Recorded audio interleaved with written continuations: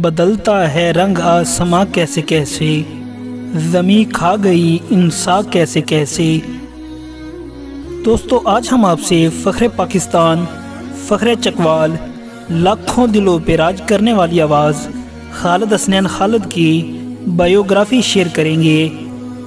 اپنی خوبصورت زندگی کیسے گزاری اور ان کا تاریخی جنازہ۔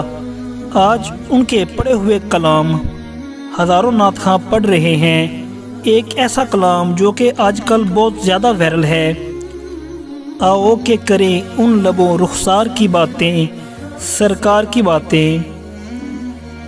دوستو اگر آپ ہمارے چینل پر نئے ہیں تو ہمارے چینل کو سبسکرائب کر لیں اور بیل کے آئیکن کو دبا لیں۔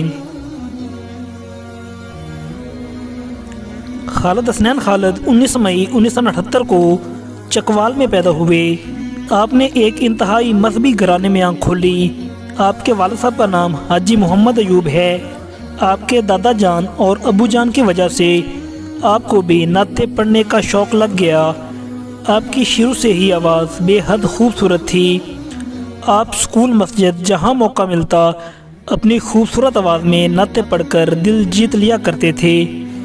ابتدائی تعلیم آپ نے چکوال سے ہی حاصل کی، باقی تعلیم جامعہ غوثیہ اسلام آباد سے حاصل کی۔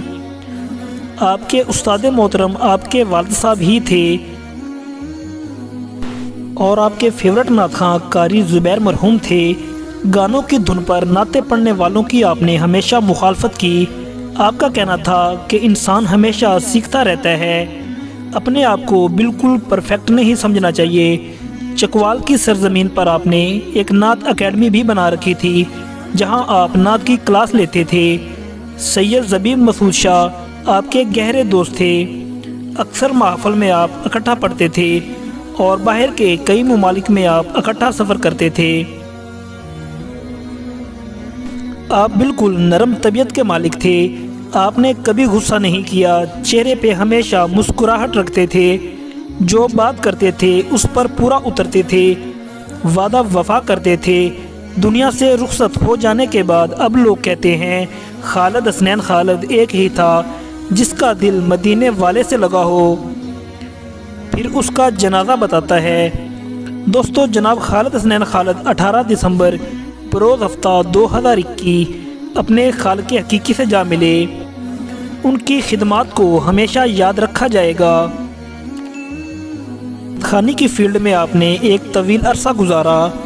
اپنی ذاتی کمائی سے چکوال میں ایک خوبصورت مدرسہ بھی تعمیر کروایا جس کا نام جامعۃ المصطفیٰ ہے، جہاں ہزاروں طالب علم علم دین سیکھ رہے ہیں۔ سوگرام میں ان کی 2 بیٹیاں اور زوجہ ہے۔ اللہ کریم خالد حسنین کی قبر پر کروڑوں رحمتوں کا نزول فرمائے، آمین۔